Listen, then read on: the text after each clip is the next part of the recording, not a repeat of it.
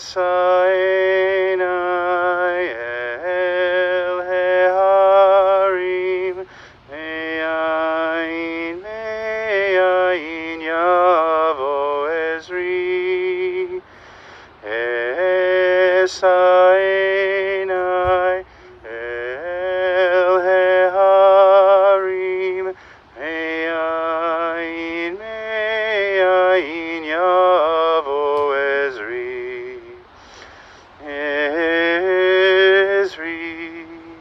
Me'im Adonai Oseh Shamayim Va'aretz Ezri Me'im Adonai Oseh Shamayim Va'aretz Hayitin lamot raglecha Hayanum shomrecha Hine lo yanum velo yishan Shomer Yisrael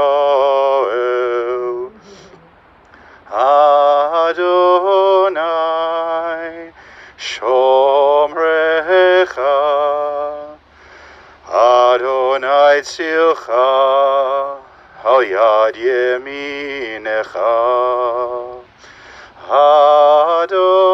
Adonai Shomrecha Adonai Tzilcha Al Yad Yeminecha Yomam HaShemesh Lo Yakeka Ve'yareach Balayla Adonai Yishmorcha Mikora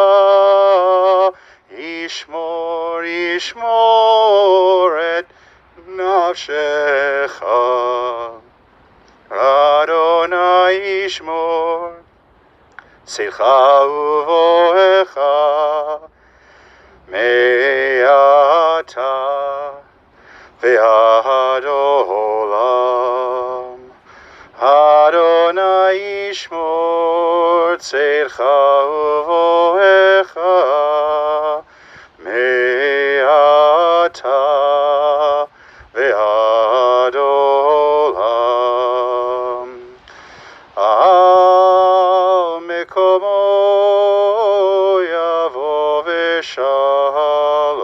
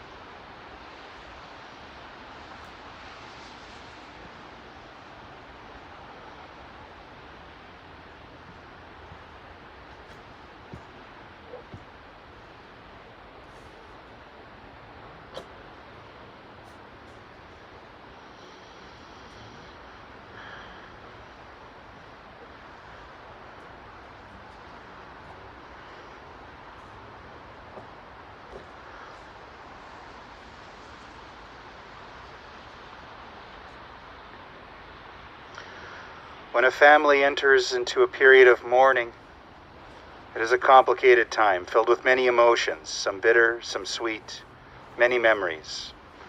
We begin our service in keeping with Jewish tradition with the reciting of Psalms, the opening of our ceremony, to link the memory of our loved one with thousands of years of Jewish tradition and with the eternity of God.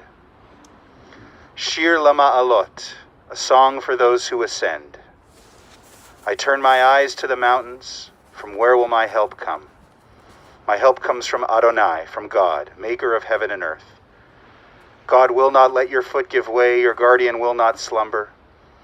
You see, the guardian of Israel neither slumbers nor sleeps. God is your guardian, your protection at your right hand. By day the sun will not strike you, nor the moon by night. God will guard you from all harm. God will guard your life. God will guard your going and coming, now and forever.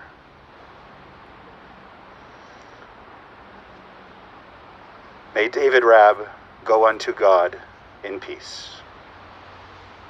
Hatsur tamim paulo ki chod rachav mishpat el emunah ve'inav el tzadik v'yashar hu tzadik atadonai lamidu l'hachayot asher biyadcha pikadon kol ruchot chalila lecha zichronenu limchot v'yihiyu na'inecha barachamim aleinu v'kuchot ki lecha adon harachamim v'haslichot Baruch atah Adonai Eloheinu melech ha'olam Dayan ha'emet. Praised are you, Adonai, our God, who rules the universe, who is the judge of truth.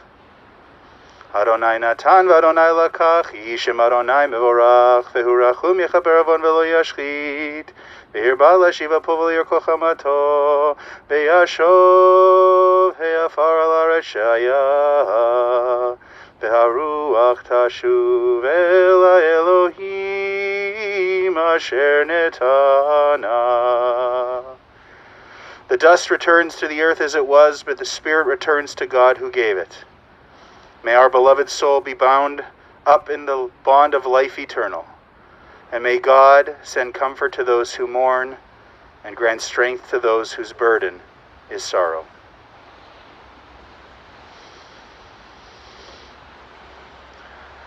First, let me say thank you to all of you who have tuned in to the broadcast of our service. Of course, we wish that we could be here together in the familiarity of Jewish mourning rituals. Of course, it's not been possible for quite some time, almost a year.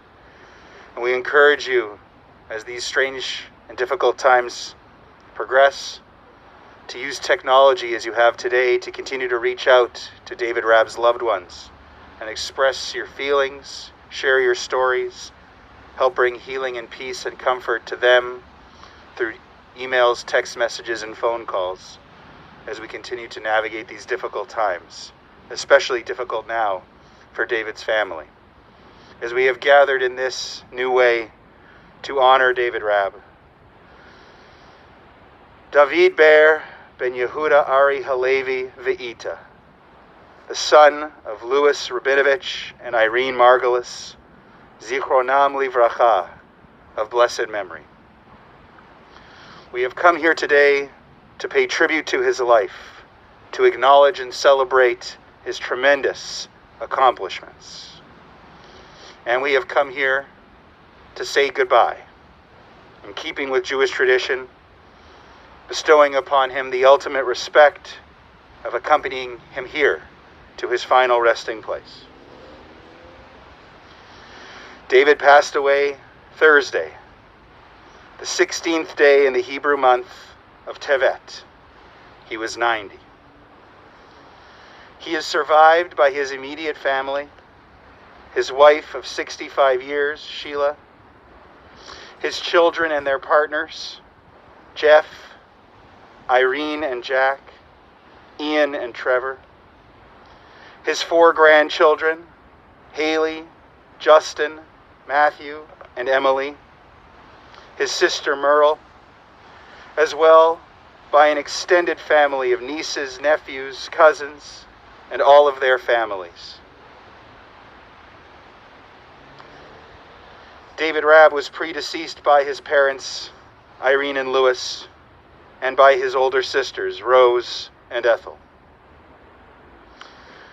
We are very fortunate today that David's 3 kids, Jeff, Irene, and Ian, will be speaking, delivering a eulogy to honor their dad, with personal stories and reflections of the impact he has had as a husband, a father, and a grandfather.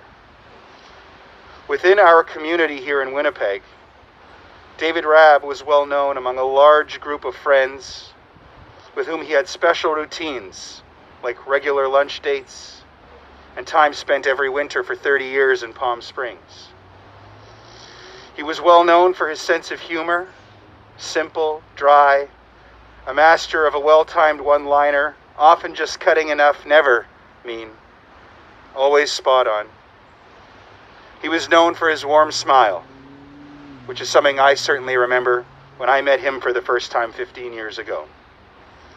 He was known for his outgoing, friendly nature, kind, relatable. He talked to others, regardless of their age, in a way that was genuine, in a way that made them feel like they were being listened to, and that what they had to say mattered. He was known as a man with several passions in his life. Crosswords, movies, especially a good Western, driving.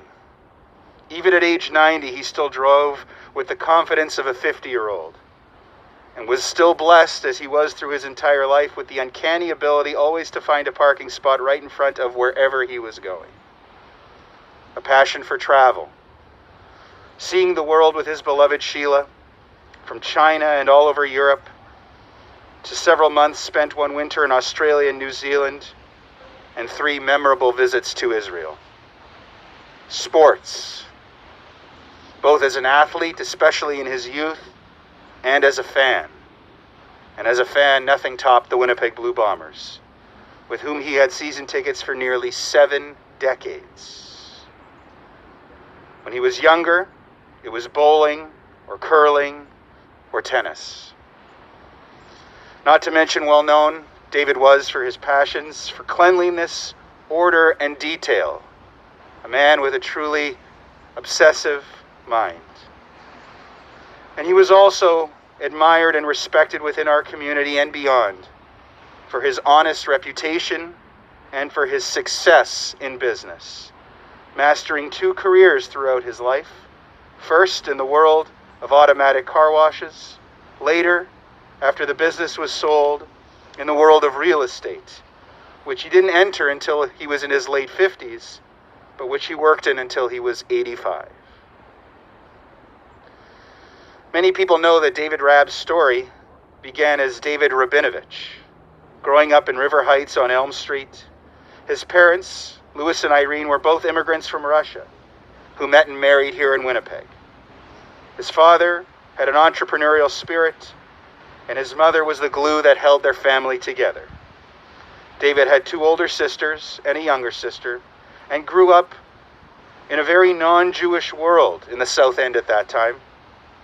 Nevertheless, he developed a pride and a strong sense of Jewish identity from his parents, in their observance of holidays, in their demonstrative support of Israel, and in their community generosity, as well as programs he attended at the Y.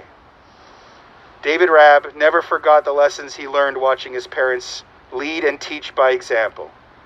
Throughout his life, he gave generously to a number of causes, volunteering both time and money.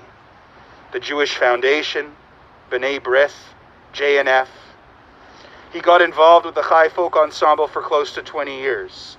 Even his own condo corporation, he was president for 16, and his neighbors never wanted him to leave. A turning point in his life happened while a student at university. At the University of Manitoba, where he got involved in the social scene, particularly in his fraternity, when he was elected to take out the Sammy sweetheart on a date, Sheila Pitch. Within 6 months, they were engaged, later getting married at the Rosh Pina. And it was with Sheila that David built his greatest and proudest of all his many celebrated accomplishments, that being his family. 65 years of marriage, 3 children, 4 grandchildren, 3 generations, continuing a legacy of leading by example, of honesty, kindness, friendliness, and wisdom that he inherited and has passed on. And it is my honor now to turn things over to his family for their eulogy.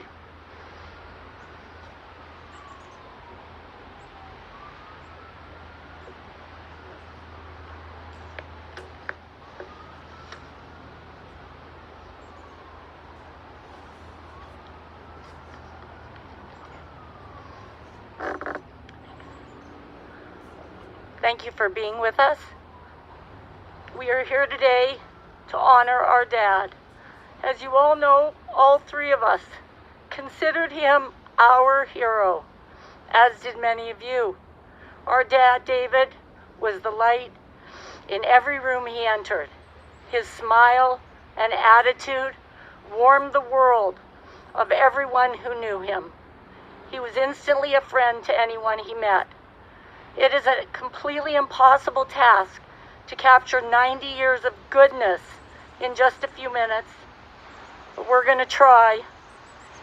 It has been said many times that no one has ever said a negative thing about my dad, and conversely, nor did we ever hear him utter a negative word about anyone else. My parents had a huge amount of close friends, too numerous to mention, but you all know who you are. We as kids called you auntie and uncle, and our families are as connected as any blood relatives could be. My dad loved all of his extended family. We have not stopped for 1 minute thinking about our Auntie Merle, my dad's baby sister in Palm Desert. My parents were married 2 months after Earl and CP, my mom's brother. Their friendship and love for each other was always on full display. They weren't just family. They too were the dearest of friends. My dad had individual relationships with all of his nieces and nephews, their spouses, and their children. He loved everyone, and made them feel special. We so wish, with all of our hearts, that we could mourn together as a family and a community. Last month, we were all here together to celebrate his 90th birthday. In spite of COVID, we gathered as a family in small groups and paid tribute to him by sharing stories of his amazing energy, actions, and unconditional love, regardless of the situation. We as a family have had many ups and downs, especially during the last 25 years. He never wavered, not for 1 second, in his support and love for us all. I was certainly Daddy's girl my entire life. I can honestly say there were only a few times that he let me know that I disappointed him. Deservedly so, of course. I'd like to share just one of those moments.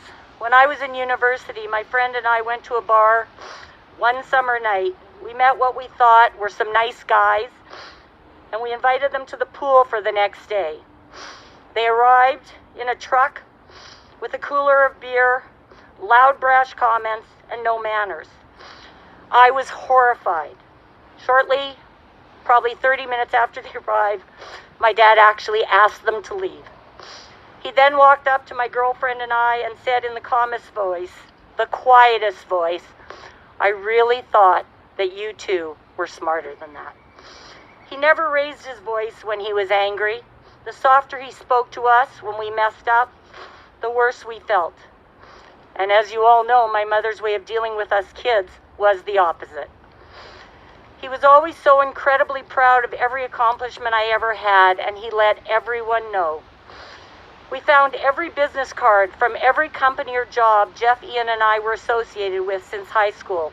He had saved them all. My parents spent years driving to Palm Desert and always stopped in Denver. Those visits were always so memorable. In 2003, on their way home to Winnipeg, they got snowed in March by a major blizzard in Denver for over a week. His first concern was that his health insurance coverage would expire before he got back to Winnipeg. I have never spent a week at home so exhausted. My parents cleaned every inch of my house, top to bottom, every cupboard, every drawer. My dad even dusted every light bulb and fixture.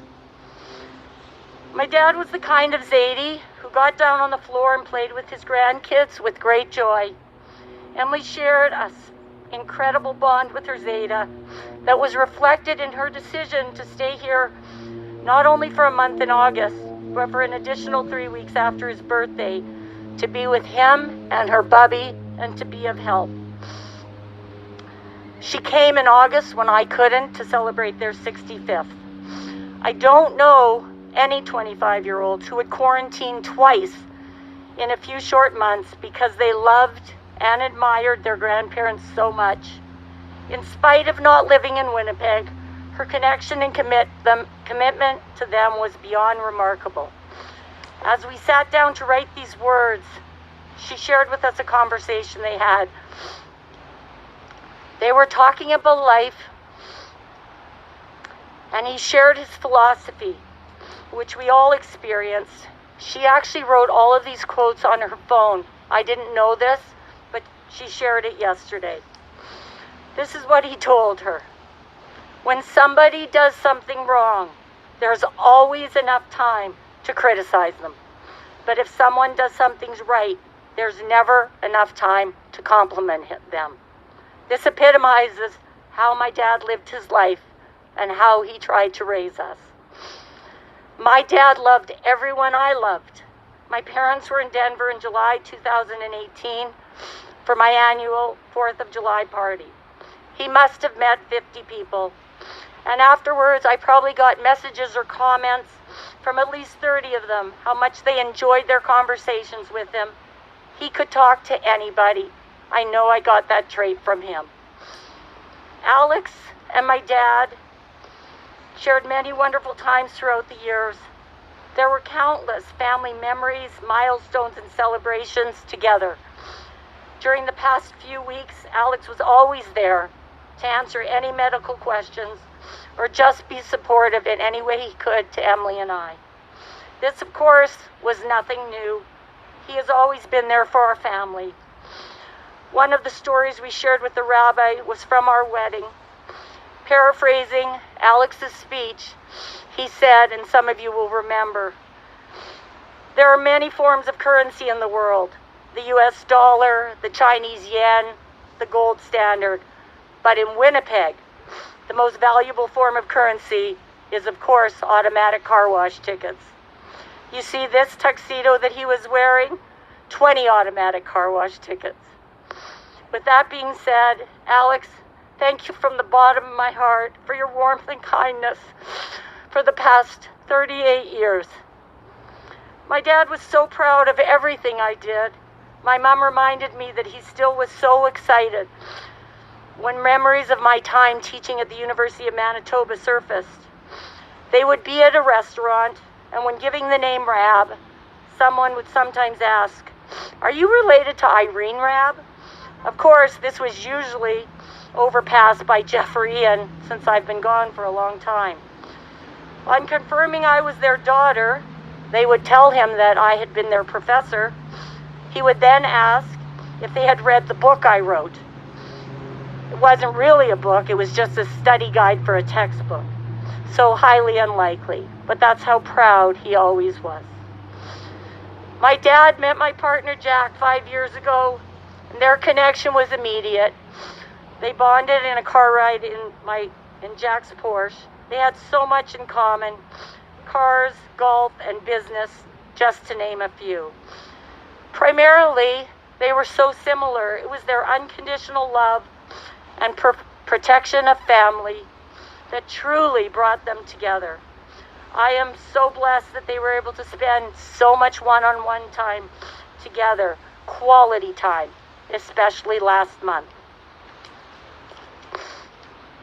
Daddy, Daddy, I will always be your little girl. I will keep your words of wisdom and love for everyone in my heart for the rest of my life.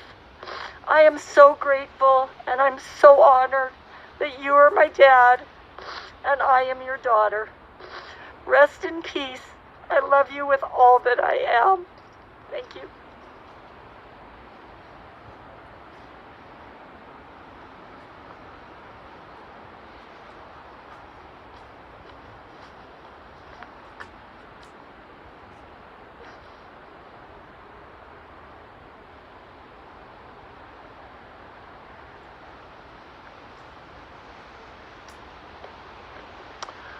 Hi, I'm the eldest child of Sheila and David, Jeff, and I just want to start by thanking all of you for joining us in this unprecedented time because of COVID.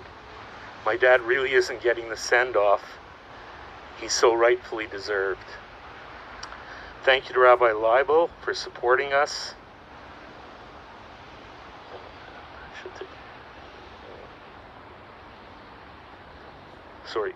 Technology. Thank you for Rabbi Leibel supporting us during this difficult time of mourning. My dad was a strong, silent type. He was extremely kind and a man of few words, who only felt the need to speak when he had something relevant to say. He was loved by everybody. He loved people and socializing. He loved his family and always led by example. He'd have his daily ritual of going when he was older and he wasn't working, he'd go to visit people. And I'd ask him, Dad, because I'd lived with him for a couple of years while my condo was being done, Dad, who are you going to bother today? He had the jeweler on Corden.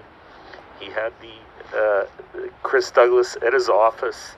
Various places he'd go every day, and it would be 3 or 4 times a week that he'd visit all these people. But nobody minded his visits. He grew up in River Heights. He went to Robert H. Smith and Kelvin. He excelled in both academics and sports. He was most passionate about playing basketball, and he passed his love for sports on to us kids and the grandkids. The Bombers were his team. He was their longest living season ticket holder, going into his 68th year. He was there at Osborne Stadium, Winnipeg Stadium, and thrilled to be a part of the opening of IG Field. This past year, God smiled down on him just when the Bombers won the Grey Cup for the first time in 29 years. He never thought he would live to see them win a game.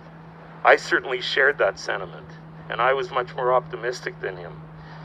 He was a Jets season ticket holder from 1972 when they joined the WHA, continued on when they were in their first reincarnation of the NHL till 1996, and when they came back, he rejoined the NHL family.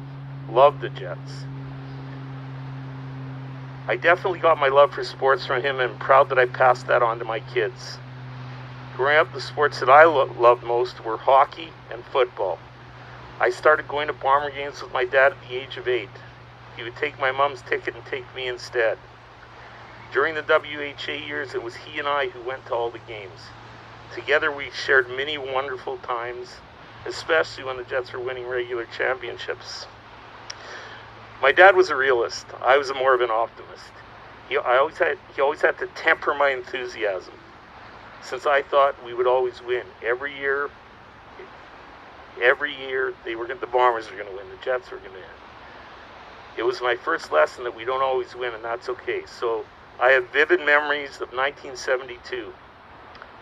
I was only 15 years old, and we were in the Western Finals, and my parents were going to send me to the Grey Cup in Hamilton because I could stay with our cousins Corinne and Ralph Travis.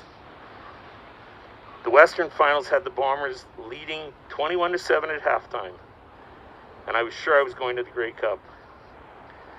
Unfortunately, my dad's lesson became abundantly clear when Jack Abenchan, on the last play of the game, kicked the winning field goal to put Saskatchewan in the Grey Cup. I remember going home, being in a severe depression, and my Baba Molly called to make sure I was going to be okay. That's my mom's mom. Anybody who knew my dad knew that he was aware, they were aware of his obsession with neatness. For as long as we could remember, his nickname was Felix. Felix of the Odd Couple. And that was a source of pride to him. It had been a running joke in our family from day one. When I was a teenager, I remember being awoken to the sounds of a vacuum on the weekend outside my door. It was 8 a.m. I wasn't happy. Teenagers aren't happy to hear that noise. I was about to blame my mom when I came out of my room to find my dad in control of the vacuum. This was my dad, whether it was a garage, his closet, our backyard, the pool, or even his manufacturing plant. He truly exemplified that cleanliness was next to godliness. If it wasn't for my parents, I would have never had the opportunity to start my business. Their unfailing confidence in my ability led them to give me money to invest in real estate. Their life savings, actually, at the time. The grandkids, Haley, Justin, and Matthew, completely adored their Zadie. My mom and he attended every concert, recital, sporting game that they could. They all loved to listen to my dad's stories, and I pray his wisdom lives on in them. Haley was their first grandchild, and their love of being Bubby and Zadie started big and just got bigger with each one. Haley's first words were at a tennis court in Palm Springs. She was not even one, and as my mom walked her to the tennis court, she saw my dad playing.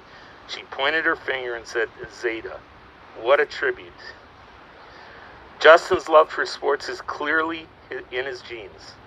He loved his Zeta so much that when working for the Bombers, which he did for a number of years, he was more concerned about what clothes he could get for his Zeta than himself. As a student at the U of W, there was nothing but joy when he could meet his Zeta and his friends who were taking classes for lunch. Matthew was the Dennis the Menace of our family. He was also the top of his class, so like his Zeta. On the annual trip to visit them in Palm Springs, he loved going with his Zeta to play horseshoes. At lunch after, where they all went, at one of these outings, my dad's friends all remarked that this kid is going to be the Prime Minister.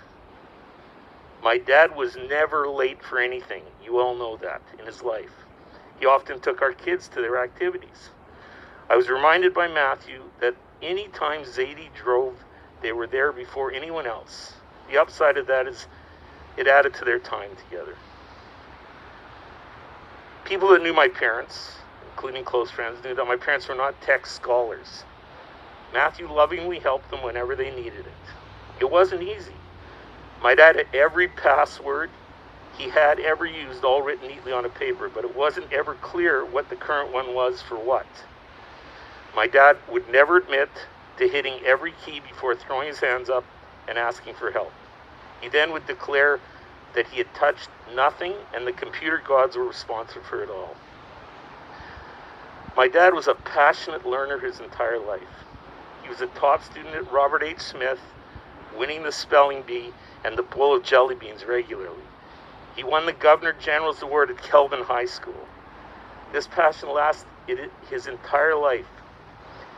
Until COVID, he audited classes at the U of W and in Palm Desert when he wintered there. Later in life, my dad became very passionate about golf in Palm Springs and then in Winnipeg. He had a regular golf partner named Norm Shore. My dad was 90, Norm was 92. They went out every week golfing that they could.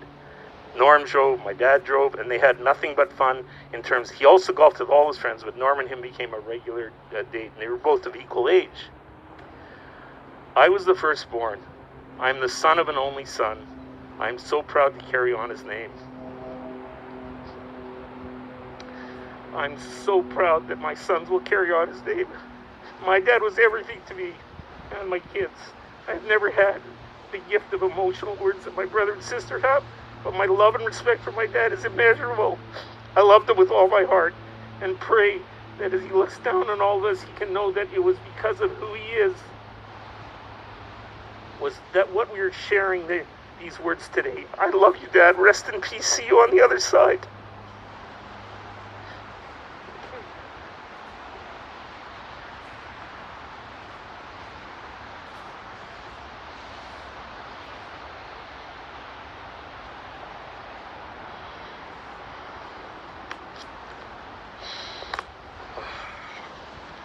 I would like to start by expressing my heartfelt gratitude to all the caregivers and doctors that have been there for us and my dad over the past few weeks. We would like to thank Maria, Patty, and Kathy for their exceptional care and the love they extended to my dad.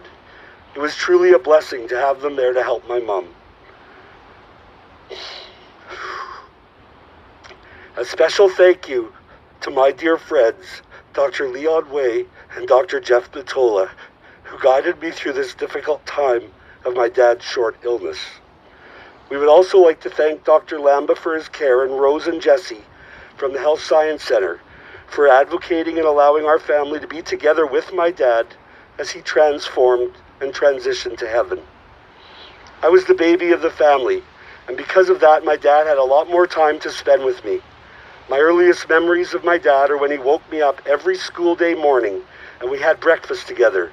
The toast and tea were already ready on the table by the time I got downstairs. This was just the start to my forever bond to my dad. I spent every Saturday with him, supporting my hobbies and sporting activities, always followed by breakfast at Sal's and an exciting visit to Automatic Car Wash. He took me on all of his errands, and in no time at all I was his sidekick. He had the ability to always make me feel like whatever I was involved in was incredibly important. By the time I was 10, my dad was already my superhero. Little did I know what was to come. From the very beginning, his every action and all of his words of wisdom were embedded in my soul. He led by example.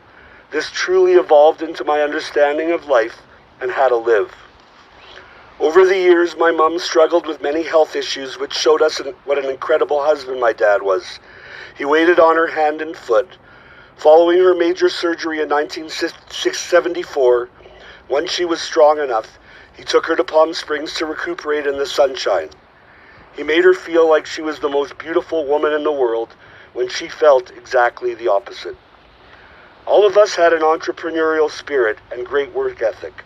This came from both the Pitches and the Rabb genes. My dad showed again by example that we had to work for what we wanted and to always do our very best. It didn't matter what the job was. Paper routes, cleaning garages, babysitting, selling anything I could find success at were all passionately supported by our dad. He was always our biggest advocate. As I grew into adulthood, his support and leadership just grew stronger. I was involved with the Chai Folk Ensemble, and he became a member of the board of the Israeli Folklorama Pavilion at 15. What a surprise to learn that both my parents joined supporting these groups. My dad became a huge Chai supporter and fundraiser during those years. I had made a unilateral decision to go to Israel after high school. Although my parents weren't on board at first, they both came around and ended up coming to visit me and support my journey. Our dad was not a typical Jewish dad. He was very handy and could fix almost anything. They ventured away from their guided tour to come visit me at the kibbutz I was living on. The first night they were there was a power outage in the middle of the night. It was absolutely freezing. He went outside to see how he could help, and he couldn't find anyone, but managed to locate the breakers and fix the problem. He was always a problem solver. My parents always wanted a doctor in the family, so I volunteered. I went to optometry school in Chicago starting in 1988. It seemed like a great idea at the time. I could be both a doctor and an entrepreneur. In spite of the amazing support at my graduation, my life took a surprising turn. Reflecting back now, I had discussed with him as an 18-year-old all my insecurities and sadness. He was the first to point out that all my successes started at a very young age. He pointed to my resume and tried to convince me what others saw in me that I could never see in myself.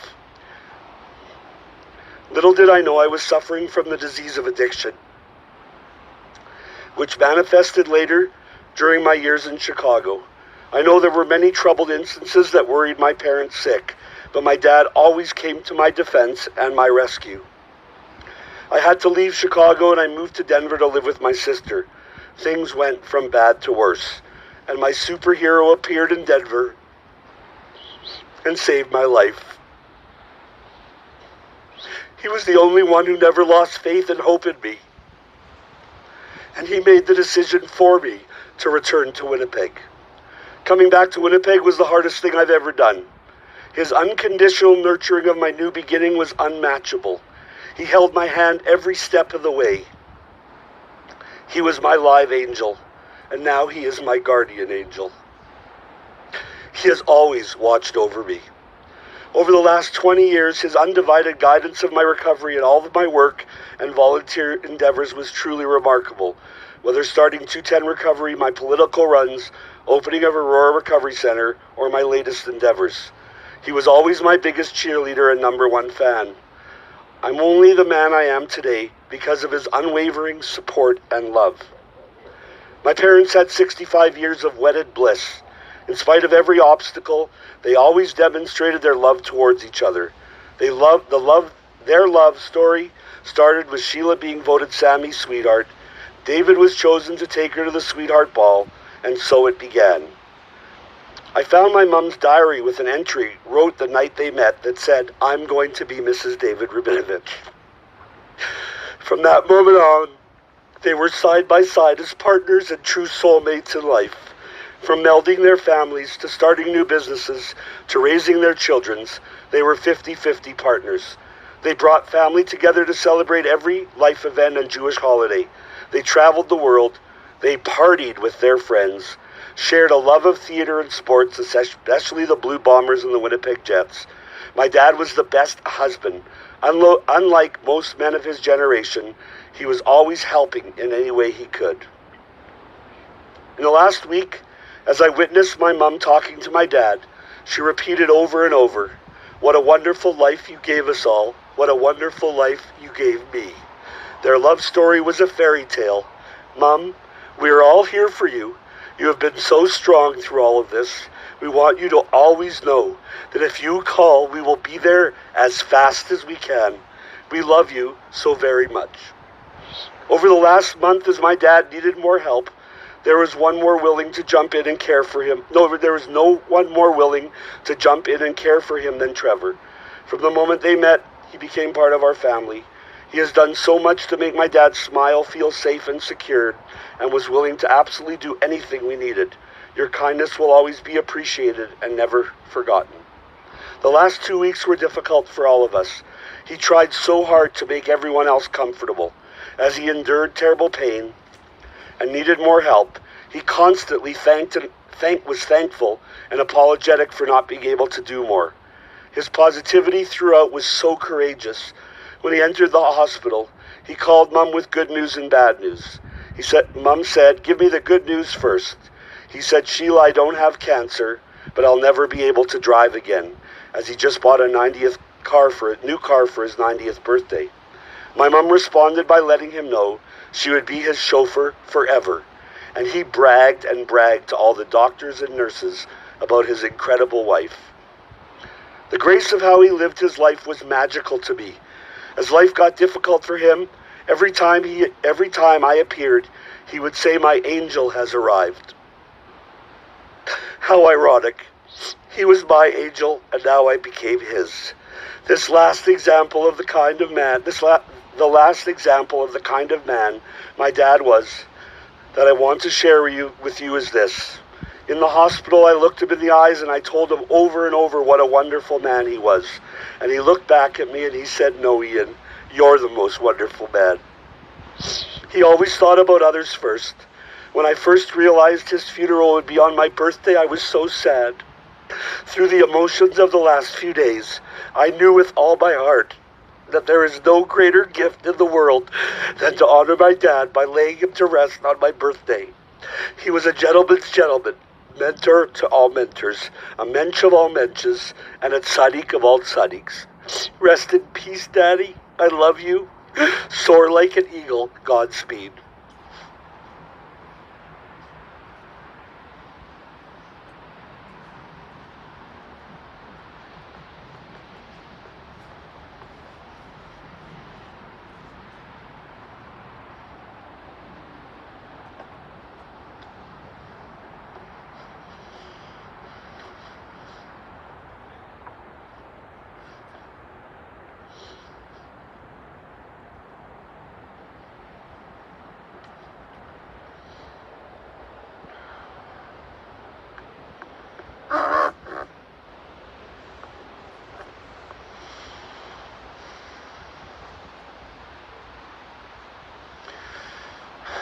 say thank you to Irene, Jeff, and Ian for a truly tremendous eulogy.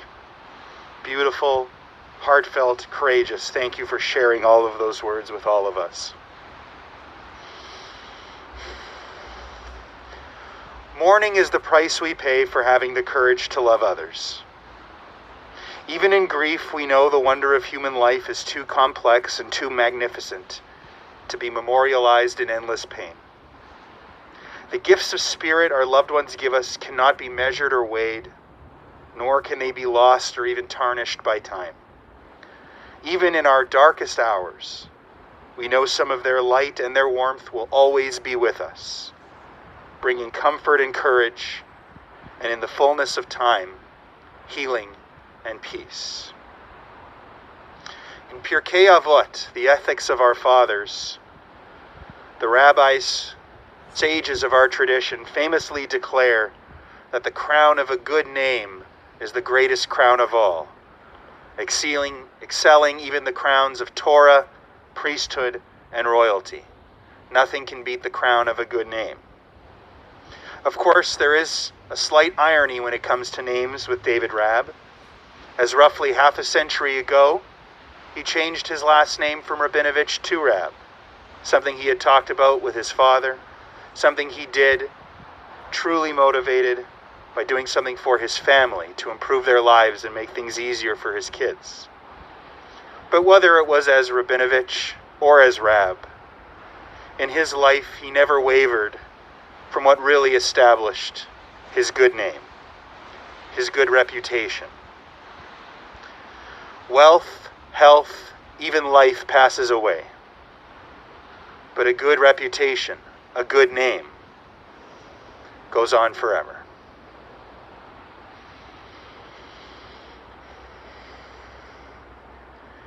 It is my honor to chant the El Malei Rachamim prayer for David Rabb.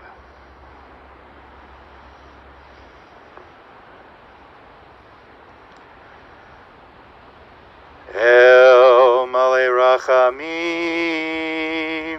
Shochein Bamromim Hamsei Menucha Nechona Tachat Kanfei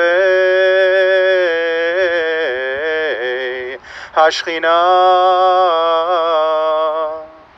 B'malot Kedoshim Uteorim Kezohar Arakia Mazirim En Nishmat David Ben Yehuda Aria Levi Vita Shalach Leolamo